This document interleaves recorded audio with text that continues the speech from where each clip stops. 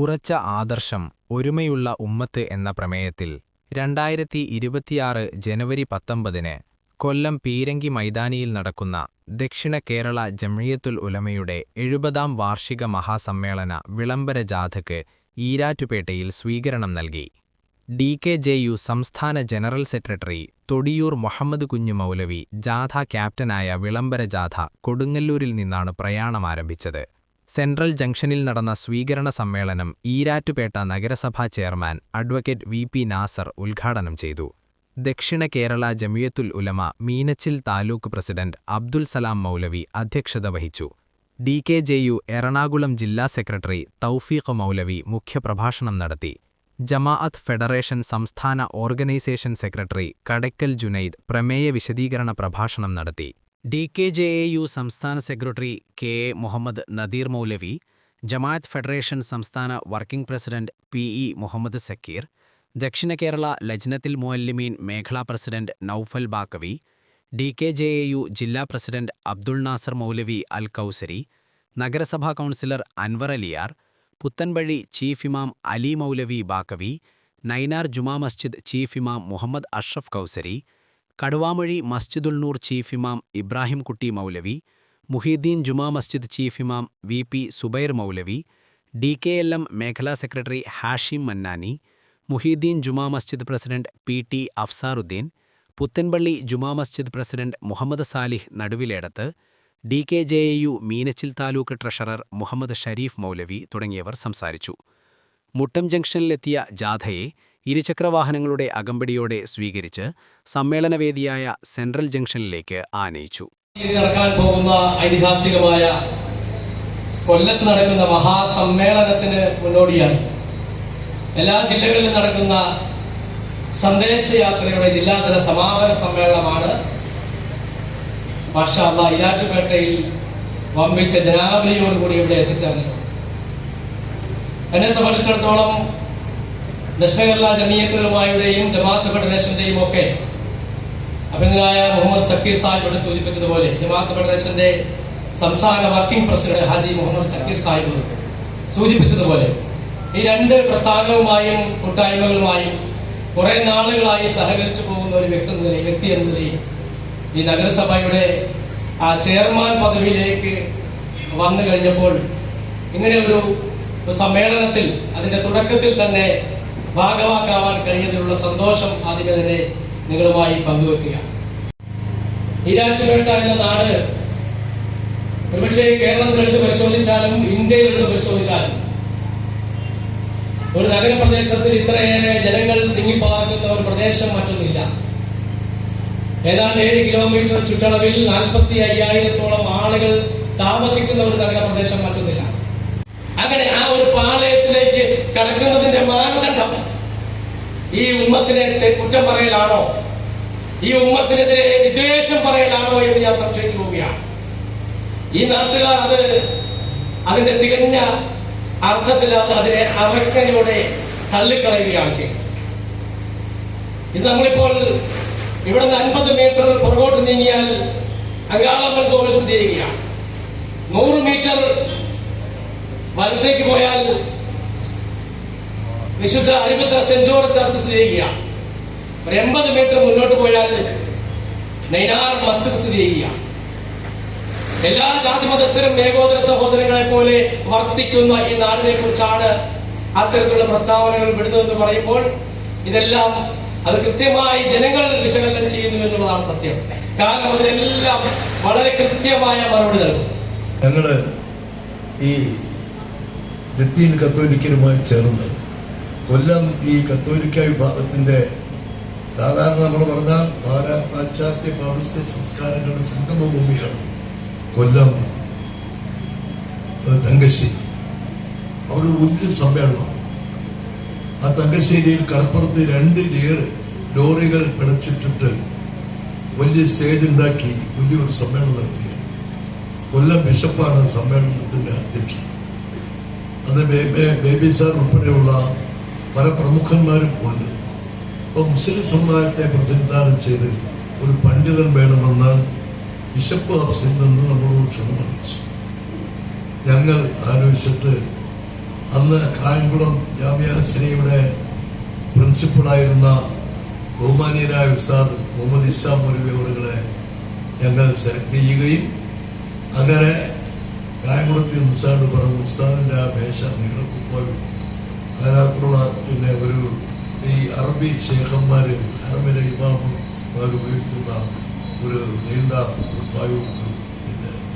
പിന്നെ ഉള്ള വേഷധാരികളൊന്നും ചിലപ്പോൾ ആ നിറവും സ്വർണ്ണ കളറും ദാടിയും ആ നല്ല ഫേസ് കട്ടും എല്ലാം കൂടി ഇറങ്ങി കാറിൽ കെട്ടി അവർക്ക് ഇറക്കിയപ്പോൾ വിശപ്പ് വിസ്മയിച്ചു. അന്നത്തെ മന്ത്രിയായിരുന്ന ഒരു പിന്നെ വളരെ പ്രമുഖനായ ആരോഗ്യവകുപ്പ് മന്ത്രി, അദ്ദേഹം കത്തോലിക്ക സമുദായത്തിൽപ്പെട്ട ആളാണ്. അദ്ദേഹം പറഞ്ഞാൽ ഞങ്ങളുടെ ബിഷപ്പിനെയൊക്കെ കടത്തിവിട്ടുന്ന ഇമാമാണല്ലോ നിങ്ങളുടെ ഇമാം. ആ തരത്തിലുള്ള ശാരീരിക സവിശേഷതയുള്ള പാണ്ഡിത്യമുള്ള വളരെ പ്രമുഖനായ ഒരു പണ്ഡിതനായിരുന്നു അദ്ദേഹം നമ്മുടെ മനസ്സിൽ കയറുക. എന്റെ മാത്രമല്ല എല്ലാവരുടെയും മനസ്സിലെത്തിയുണ്ട്. ആ തരത്തിലുള്ള വലിയ ബന്ധം ദക്ഷിണകേരള ജമിയത്തുമായിക്ക് ഈരാറ്റുപേട്ടയ്ക്ക് ദക്ഷിണയുമായിട്ടുള്ള ബന്ധം ഉൾക്കുടി ബന്ധമാണ് എന്ന് പറഞ്ഞാൽ ആ മകനും ആ കുട്ടിയും ആ ഉമ്മയുമായിട്ടുള്ള ബന്ധം അത്ര അഭേദ്യമായ ബന്ധമാണ് ഈരാറ്റുപേട്ടയ്ക്ക് ദക്ഷിണ കേരളമായിട്ടുള്ളത്. ദക്ഷിണ കേരള ജമിയത്തുമായിക്ക് ഈരാറ്റുപേട്ടയും പറ്റുന്നത്. അറബിയിൽ ഒരു ചൊല്ലുണ്ട്, അന്നാസു അതാവുമായി തീരും, മനുഷ്യൻ അവരറിയാവുന്ന ഒരു ശത്രുവാണ്. ഈരാറ്റുപേട്ടയുടെ ഭൂമിശാസ്ത്രം അറിയാത്ത, മനഃശാസ്ത്രം അറിയാത്ത, ഈരാറ്റുപേട്ടയുടെ ജനങ്ങളെ അറിയാത്ത, അവരുടെ സംസ്കാരം അറിയാത്ത, ഇസ്ലാമിക സംസ്കാരത്തിൽ അധിഷ്ഠിതമായി ജീവിക്കുന്നവരുടെ ആ പ്രതിബദ്ധത അറിയാത്ത ആളുകളാണ് ഏത് വിഭാഗത്തിൽപ്പെട്ടവരായിരുന്നാലും എത്ര വലിയ നേതാക്കന്മാരായിരുന്നാലും ആര് തന്നെയായിരുന്നാലും ഈരാറ്റുപേട്ടയെ അപമതിക്കുന്നത് എന്ന് ഞാൻ വളരെ കൃത്യമായി ഓർക്കുന്നത്. എന്തായിരുന്നാലും ഇവിടെ 19-ാം തീയതി നടക്കുന്ന സമ്മേളനം, ആ സമ്മേളനം ഒരു അസാധാരണ സമ്മേളനം. നമുക്കറിയാം അവകാശ സംരക്ഷണ റാലി, ഇപ്പൊ എന്തെല്ലാം കാര്യങ്ങളാണ് ഇവിടെ 11 വർഷത്തിനിടയിൽ ഇന്ത്യൻ പാർലമെന്റിൽ എത്ര ബില്ലുകളാണ് പാസ്സാക്കിയത്. അത് ഓരോന്നെടുത്ത് പരിശോധിച്ചാൽ ഒക്കുഹ്, അതോടൊപ്പം തന്നെ ഇപ്പോഴത്തെ SIR തുടങ്ങി ഓരോന്നെടുത്ത് പരിശോധിച്ചൊക്കെ മുസ്ലിം സമുദായത്തെ ഇൻസെക്ട് ചെയ്യുന്നത് എന്തിനാണ് ചെയ്യുന്നത്? ഈ സമുദായത്തിന്റെ മഹത്വം അതൊക്കെ നമുക്ക് ഇനി ഇവിടെ പറഞ്ഞുകൊണ്ടിരിക്കാൻ സമയമില്ല. ഈ രാജ്യത്തിന് വേണ്ടി ചെയ്തിട്ടുള്ള സേവനങ്ങൾ, ജോർജ് എന്ന മനുഷ്യർ എന്റെ രാജ്യത്തിന് സ്വാതന്ത്ര്യം അനുവദിക്കുകയും അല്ലെങ്കിൽ 6 അടി മണ്ണനുവദിക്കുന്ന ഉറക്കെ പ്രഖ്യാപിച്ച മൗലാന മുഹമ്മദ് അലി ജൗഹർ 1931 ബക്കിംഗ്ഹാം കൊട്ടാരത്തിൽ, ബ്രിട്ടനിലെ ബക്കിംഗ്ഹാം കൊട്ടാരത്തിൽ നടന്ന റൗണ്ട് ടേബിൾ കോൺഫറൻസിൽ പങ്കെടുത്ത് അദ്ദേഹത്തിന് ജോർജ് അഞ്ചാമൻ അനുവദിച്ചത് 5 മിനിറ്റാണ്. അപ്പോൾ അദ്ദേഹം പറഞ്ഞു, ഇല്ല, ഞാൻ 37 കോടി ജനങ്ങളെ പ്രതിനിധീകരിച്ചാണ് ഇവിടെ വന്നിരിക്കുന്നത്. അന്ന് ഈ പാകിസ്ഥാനും ബംഗ്ലാദേശും എല്ലാം ഒരു അവിഭക്തമാണ്, ഇന്ത്യയുടെ ഭാഗമാണ്. അതുകൊണ്ട് ഞാൻ 37 മിനിറ്റ് പ്രസംഗിക്കും. അങ്ങനെ സൂര്യൻ ശ്രമിക്കാത്ത ബ്രിട്ടീഷ് സാമ്രാജ്യത്തിന്റെ ചക്രവർത്തി ജോർജ് അഞ്ചാമന്റെ പിഞ്ചുരോമത്തിൽ പിടിച്ച് കുരുക്കിക്കൊണ്ട് ബക്കിംഗ്ഹാം കൊട്ടാരത്തെ കിടിലം കൊള്ളിച്ചുകൊണ്ട് സിംഹത്തെ അതിന്റെ കൂട്ടിൽ കയറി പിടിക്കുന്ന പ്രതി ജനിപ്പിച്ചുകൊണ്ട് അദ്ദേഹം പ്രസംഗിച്ചു തുടങ്ങി. ആ കൂട്ടത്തിൽ രാജ്യസ്നേഹം, എന്റെ പ്രവാചകൻ നേരത്തെ ഇവിടെ പറഞ്ഞു സൂചിപ്പിച്ച പോലെ എന്റെ പ്രവാചകൻ പഠിപ്പിച്ചതാണ് രാജ്യസ്നേഹം വിശ്വാസത്തിന്റെ ഭാഗമാണെന്ന്. എന്റെ വിശ്വാസത്തിന്റെ പൂർത്തീകരണം അതിനുവേണ്ടിയാണ് ഞാൻ ഈ രാജ്യത്തെ സ്നേഹിച്ചുകൊണ്ട്, ജന്മനാട്ടിനെ ഇന്ത്യ രാജ്യത്തെ സ്നേഹിച്ചുകൊണ്ട് ഇവിടെ വന്നത് പറഞ്ഞപ്പോ ഇവിടെ പ്രവാചകനെ കുറിച്ച് മിണ്ടാൻ പാടില്ല, ഇസ്ലാമിനെ കുറിച്ച് പറയാൻ പാടില്ല എന്ന് പറഞ്ഞപ്പോ ആ മേശപ്പുറത്ത് ഇടിച്ചിട്ട് അന മുസ്ലിം അന ഹിന്ദുസ്ഥാൻ, ഒന്നാമതും രണ്ടാമതും മൂന്നാമതും ഞാൻ മുസൽമാനാണ്, 4ാമത് അവൻ ഇന്ത്യക്കാരനാണെന്ന് പ്രഖ്യാപിക്കുകയും 17ാമത്തെ മിനിറ്റിൽ അദ്ദേഹം തകർന്ന് വീടിവെച്ചു. ഹോസ്പിറ്റലിൽ വെച്ച് മഹാത്മജി, പണ്ഡിറ്റ് ജവഹർലാൽ നെഹ്റു, രാജേന്ദ്ര പ്രസാദ് തുടങ്ങിയുള്ള ആളുകൾ ചുറ്റിക്കൂടി നിന്നപ്പോ അദ്ദേഹത്തിന് ആകപ്പാടുണ്ടായിരുന്ന ഒരേ ഒരു വസിയത്ത്, ഞാൻ മരണപ്പെട്ടു കഴിഞ്ഞാൽ സ്വതന്ത്രമല്ലാത്ത ഇന്ത്യയിലേക്ക് എന്നെ കൊണ്ടുപോകരുത്, എന്റെ ജനാസ ബൈത്തുൽ മുഖദ്ദിസിൽ അടക്കണമെന്നാണ്. അങ്ങനെ പ്രവാചകന്മാരുടെ ഖബറുകളിടയിൽ അദ്ദേഹം അടക്കം ചെയ്യപ്പെട്ടു. ഇതാണ് ഇസ്ലാമിന്റെ പാരമ്പര്യം. അതാണ് ഇന്ത്യയുടെ പാരമ്പര്യം.